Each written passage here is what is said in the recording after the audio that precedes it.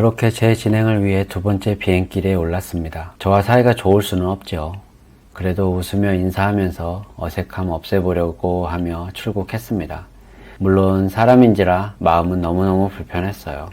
베트남에 가서 신부를 만나고 역시나 너무나 마음에 든다며 해맑게 웃는 얼굴로 약혼식도 하고 신혼여행도 다 한 채로 귀국을 했습니다.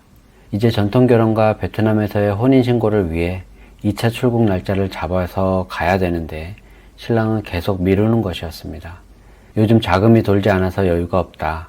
미수금이 많아서 그거 받으면 가야 한다. 사업 일부를 처분했다. 이제 내가 일을 나가야 한다 등등 확인 불가능한 이유들로 미루는 겁니다. 기다릴 수밖에 없었죠. 그러다가 어느 날 문자가 오는 겁니다. 딸아이가 반대한다며 저보고 이제 연락하지 말라고 합니다. 바로 전화를 걸었어요. 안 받습니다. 다음 날까지 안 받습니다. 카톡으로 제발 부탁한다며 통화 좀 하자고 했습니다. 결국 연락이 되질 않아 신랑이 제출한 서류 주소지로 찾아갔습니다. 빌라였는데 초인종을 누르니 젊은 여자분이 답을 합니다. 계시나요? 했더니 오빠 여기 안 살아요 하고 끊습니다. 계속 눌렀어요. 거기까지 갔는데 신랑은 전화를 안 받고 방법이 없으니 그냥 올 수가 없었어요. 그랬더니 아버님이 내려오셔서 왜 그러냐고 하시네요. 베트남 결혼한 건 알고 계시나요? 했더니 그놈 그 후로 여기 안 와요 라고 하시네요. 알고는 계신 거라 생각이 들어 아버님도 따님 있으시잖아요. 베트남에 있는 결혼한 신부는 뭐가 됩니까? 연락만 기다리고 있습니다. 아드님 마음 좀 돌려주세요. 정 안 되면 신부에게 연락해서 이만저만해서 좀 나중에 가겠다. 미안하다라고 말이라도 해달라.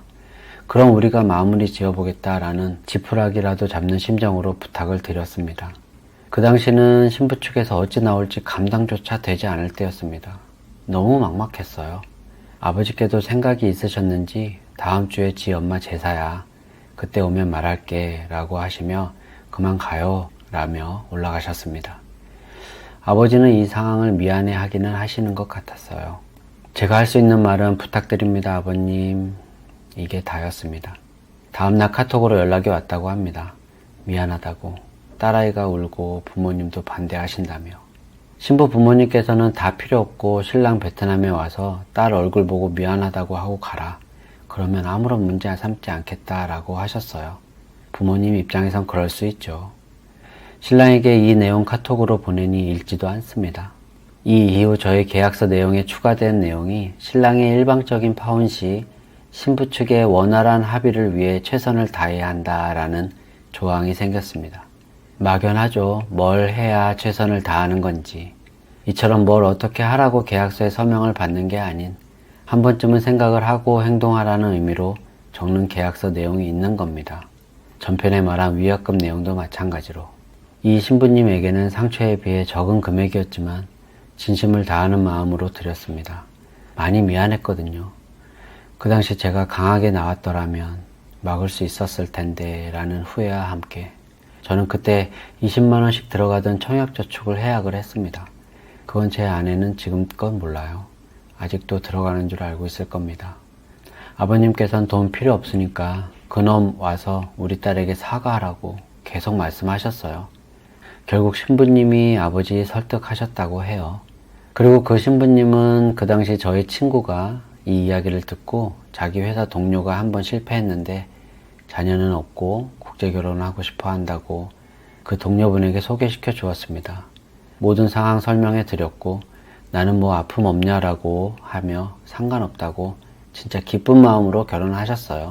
물론 많은 걸 생략하고 결혼하셨고 지금껏 자녀분들 나오시고 잘 살고 계십니다. 돌아보면 많이 부족하고 미흡했죠. 정말 많이 반성했습니다. 어찌 보면 그때 이후로 제가 신랑님보단 신부님 편에서 이 중개업을 이어가고 있는지 모르겠습니다. 그로 인해 저는 타 회사보다 성원을 많이 못 시킵니다. 1년에 10명의 성원도 못하고 있으니까요. 아시잖아요. 신부 퇴출시키는 회사에 믿음이 가고 나쁜 신부를 걸러내는 영상에 고개가 끄덕여지고 신랑 신부님 따라다니며 영상 찍어 유튜브에 올리는 회사에 끌리는 건 당연하니까요. 그곳에서 해야 신랑 편에서 진행을 해주는 거라 생각이 들 테니 말입니다. 제가 말은 신부 편에서 진행한다고 하지만 엄밀히 말하면 양쪽 편에서 진행을 하고 있어요. 당연히 그래야겠지만요. 그래도 괜찮습니다. 이런 회사도 있어야 언제나 의리고 약자인 베트남 신부도 저희를 알아주지 않을까요? 저희를 알아주는 신랑님, 저희를 알아주는 신부님을 결혼시켜드리고 싶습니다. 신부님 마음에 나 결혼 잘했다라고 생각이 들게끔 진행을 해야 신부님이 신랑을 믿고 사랑하게 됩니다. 이상 3편으로 이번 2번째 실제 사례는 마무리하겠습니다. 이 글을 적으며 그 당시 우라통 터지는 감정이 살짝 들기도 했고, 그래 어디선가 잘 먹고 잘 살아라 하며 놔주기도 하며 마음이 이리 갔다가 저리도 갔다가 했습니다. 댓글에 신랑 복이 없어서 그런 거니 털어버리라고 하신 분이 계시더라고요. 그분 말씀대로 이참에 이 신랑에 대해서는 마음을 비워야겠어요. 사실 요즘 페북에 얼굴이 나오기도 합니다. 아직까진 혼자인 것 같아요. 남의 마음 아프게 한 만큼 더 행복하게 잘 살길 바랍니다. 이건 진심이에요.